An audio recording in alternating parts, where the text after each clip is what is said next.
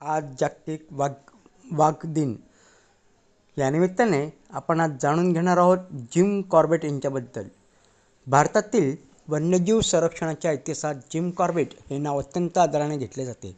ते एक कुशल शिकारी, उत्कृष्ट निसर्गप्रेमी, संवेदनशील लेखक आणि वन्यजीव संरक्षणाचे प्रणेते होते. सुरुवातीच्या काळात त्यांनी नरभक्षक वाघ आणि बिबट्यांचा बंदोबस्त करून हजारो लोकांचे प्राण वाचवले. पुढे त्यांनी वन्यजीवांचे महत्त्व ओळखून त्यांच्या संरक्षणासाठी आयुष्य समर्पित केले. म्हणूनच जिम कॉर्बेट यांचे व्यक्तिमत्व धैर्य, करुणा आणि पर्यावरणप्रेम यांचे सुंदर मिश्रण मानले जाते. जिम कॉर्बेट यांचे पूर्ण नाव एडवर्ड जेम्स कॉर्बेट असे होते. त्यांचा जन्म 25 जुलै 1875 रोजी उत्तराखंडमधील नैनिताल येथे झाला. त्यांचे बालपण हिमालयाच्या कुशीत निसर्गरम्य वातावरणात गेले. लहानपणापासूनच त्यांना जंगल, वन्यजीव आणि पक्ष्यांविषयी विशेष आकर्षण होते. जंगलातील प्रत्येक पाऊलखुणा, प्राण्यांचा आवाज, पक्ष्यांची हालचाल आणि निसर्गातील बदल यांचे निरीक्षण करण्याची त्यांना विलक्षण आवड होती.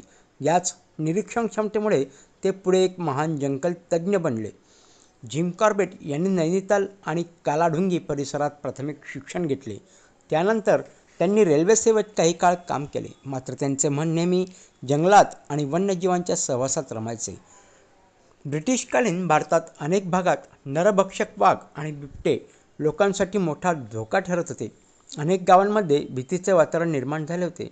अशावेळी जिम कॉर्बेट यांनी स्वतःचा जीव धोक्यात घालून या नरभक्षकांचा शोध घेतला. त्यांनी आपल्या आयुष्यात अनेक नरभक्षक वाघ आणि बिबटे मारले. त्यातील काही प्रसिद्ध नरभक्षक म्हणजे चंपावतीची वाघीण, रुद्रप्रयागचा नरभक्षक बिबट्या, चौगडची वाघीण, ठाकचा नरभक्षक वाघ. या मोहिमांमध्ये त्यांनी हजारो निरपराध नागरिकांचे प्राण वाचवले. जिम कॉर्बेट यांची सर्वात मोठी ताकद म्हणजे त्यांची निरीक्षण शक्ती होती. जंगलातील अगदी छोट्या पाऊलखुणांवरून ते प्राण्याचा आकार, दिशा, वेग आणि स्वभाव ओळखू शकत. ते प्राण्यांच्या आवाजावरून त्यांच्या हालचालींचा अचूक अंदाज लावत. जिम कॉर्बेट यांनी अनेक वेळा दाट जंगलात एकट्याने नरभक्षकांचा सामना केला. त्यांच्याकडे धाडस होते, पण त्याचबरोबर संयम आणि शांत स्वभाव होता. ते कोणताही निर्णय घाईघाईने घेत नसत.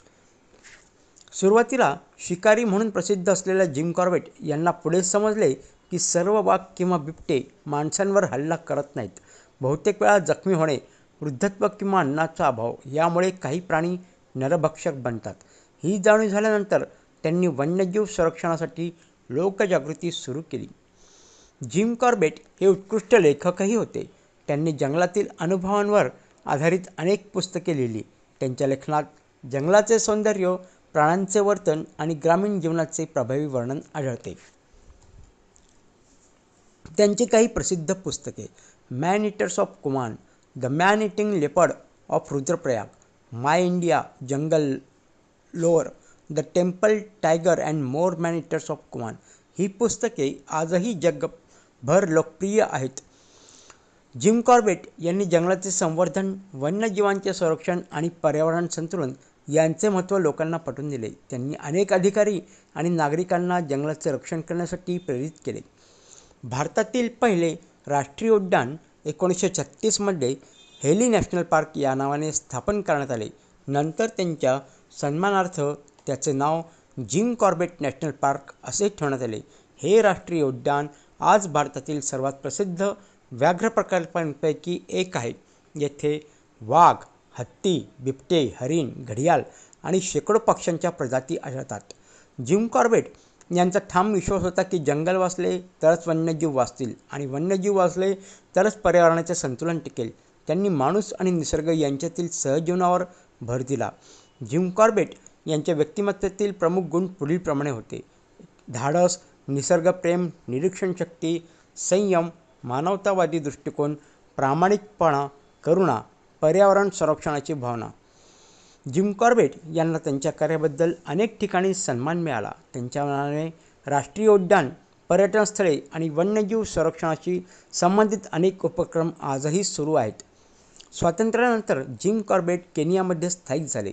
त्यांचे निधन 19 एप्रिल 1955 रोजी नेरी येथे झाले. त्यांच्या निधनानंतरही त्यांचे कार्य आजही वन्यजीव संरक्षणासाठी प्रेरणादायी ठरते. जिम कॉर्बेट हे केवळ एक महान शिकारी नव्हते, तर ते निसर्गाचे खरे उपासक आणि वन्यजीव संरक्षणाचे अग्रदूत होते. त्यांनी मानवाचे प्राण वाचवताना जंगलाचे आणि वन्यजीवांचे महत्त्वही जगासमोर मांडले.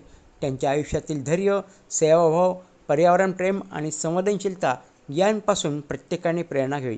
निसर्गाचे संरक्षण करणे हीच त्यांना खरी आदरांजली ठरेल. मित्रांनो, मला अजून एक विलक्षण योगायोग सांगावासा वाटतो की माझे मित्र श्री रवींद्र राणे हे जिम कॉर्बेट यांचे पुस्तकं वाचतात. एकदा मी त्यांच्याकडे गेलो असता त्यांनी मला त्यांचे 2 पुस्तकं दिले वाचायला आणि मला अतिशय आनंद होतो की नुकतेच माझे तर दोन्ही पुस्तकं वाचून झाली आहे.